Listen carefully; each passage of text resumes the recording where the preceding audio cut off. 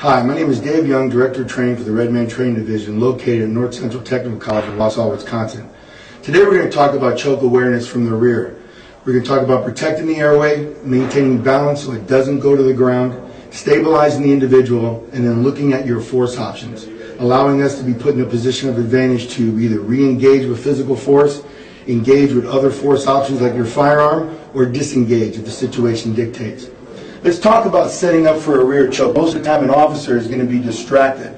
Either we're watching large crowds, normally people just don't sneak up behind us and grab us. But if they do, once we get this rear choke, we want to go into what we call a turtle shell defense, where we bring the chin down, bring the shoulders up, and we want to grab as much part of the arm as we can and turn our chin towards our elbow. This is going to stop the pressure from the front of our throat and bring it into what we call a blood choke to the side of our neck, which is much slower and less harmful. We're going to stabilize the individual. We're going to then maybe stabilize them against the wall. We have strikes into the ribs. We have heel stomps.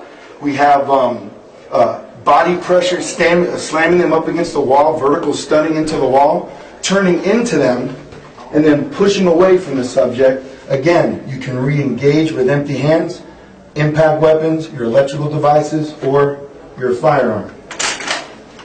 The next option that we have when they grab us is to protecting the airway and dropping to a good center of balance, driving them up into the wall to maintain stability.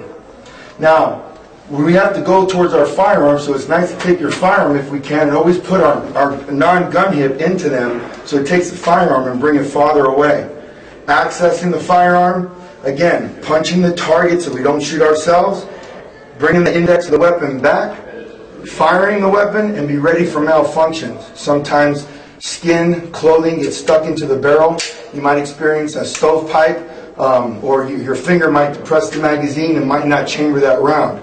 So what we're going to have to do is a malfunction drill with one hand, tapping the magazine, using other parts of our body to get that slide to re-engage. Find the target, continue firing until you feel the subject let go, turning into them, pushing away, and engaging and/or covering the threat.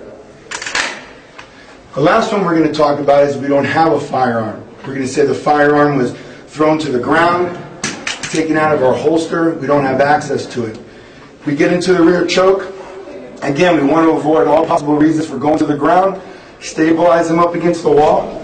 One of the things that we like to do is once we protect the airway, reach back and grab the back of that head and stomp your feet, taking their head and smashing it into the back of your head. Or continue to keep striking them and guarding your head up into theirs. Again, turning into them, disengaging, and you can re-engage with your hands or disengage from the threat. These are some of the things to let your officers know to look for environments. You might be on stairwells where the subject might lose their footing. But at all possible, try to avoid going to the ground. If you go to the ground, have a plan for there as well.